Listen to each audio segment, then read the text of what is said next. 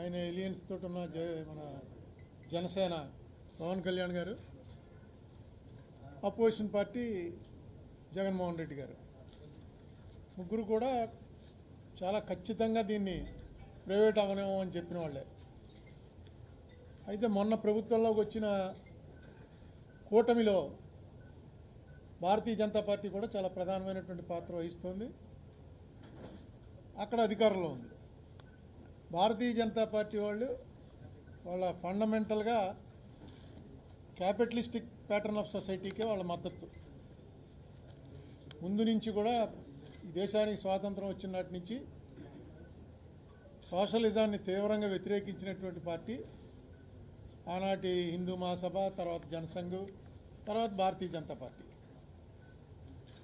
So ఇప్పుడు ఈవేళ ఉన్న పరిస్థితుల్లో చంద్రబాబు నాయుడు గారు తలుచుకుంటే ఇది ఆగిపోతుంది. ఎందుకంటే ఎవరో ఇంకా ఆయనకు అపోజిషన్ లేరు. జగన్మోహన్ రెడ్డి అసెంబ్లీలోనే తీర్మానం చేయించాడు. చంద్రబాబు నాయుడు గారు ఈ కన్వీనర్కి 2021లో రాసిన లెటర్ అంతా చదవను. Simultaneously it is imperative that the chief minister of Andhra Pradesh has to join, అంటే అప్పుడు chief minister Jaganmohan Reddy, support and lead the struggle for the forefront. ఆయన ఇక్కడ విశాఖ ఉక్కు కన్వీనరు, విశాఖ ఉక్కు పరిశ్రమ పోరాట కమిటీ సెక్టర్ 2 ఉక్కు నగరం విశాఖపట్నం స్టీల్ ప్లాంట్ విశాఖపట్నం వారికి నారా చంద్రబాబు నాయుడు గారు యాజ్ లీడర్ ఆఫ్ అపోజిషన్ రాసినటువంటి లెటర్ ఇది. ఈ లెటర్లో వీరి పోరాటాన్ని పూర్తిగా సమర్థిస్తూ బలపరుస్తూ ప్రభుత్వంలో అధికారంలో ఉన్నటువంటి ముఖ్యమంత్రి ఎవడున్నాడో ఆ ముఖ్యమంత్రి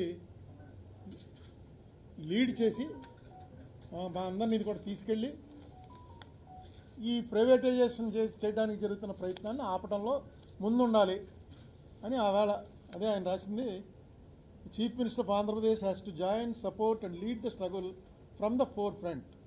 Let me reiterate that the elected representatives of TDP are ready to resign for the cause of Visakhapatnam Steel. Only our collective and united struggle will save the steel plant from privatization. Nara Chandrababu Naidu. ఇప్పుడు నేను చెప్పేది కూడా అదే. చంద్రబాబు నాయుడు గారు ఆవేళ ఈ పోరాట committee convener గారికి ఏదైతే సందేశం పంపారో ఆ సందేశాన్ని ఆయనే ముందుండి నడిపించగలిగినటువంటి అవకాశం ఈ 3 ఏళ్లలో ఆయనకే వచ్చింది. ఆయన ఆ రోజున జగన్మోహన్ రెడ్డి ఏం చేయాలని కోరుకున్నారో ఈవేళ అది ఆయనే చేసి ఈ స్టీల్ ప్లాంట్ ప్రైవేటైజేషన్ని ఆపేటువంటి అవకాశం ఆయనకే వచ్చింది. దీన్ని ఆయన సద్వినియోగం చేసుకోవాలి. ఆవేళ జగన్మోహన్ రెడ్డి చెప్తే వినే పరిస్థితిలో మోడీ ప్రభుత్వం లేదు, కానీ ఈవేళ చంద్రబాబు నాయుడు గారు చెప్తే విని తీరాలి.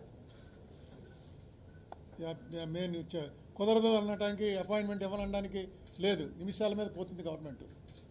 నెక్స్ట్ చంద్రబాబు నాయుడు గారు జగన్మోహన్ రెడ్డి లాగా కొత్తగా ఫస్ట్ టైం సీఎం అయిన మనిషి కాదు. ఈయనకి తెలుసు గవర్నమెంట్ని ఎలా దింపాలి, ఎలా వ్యతిరేకించాలి, అవసరమైతే మెజార్టీలో ఉన్న ప్రభుత్వాన్ని కూడా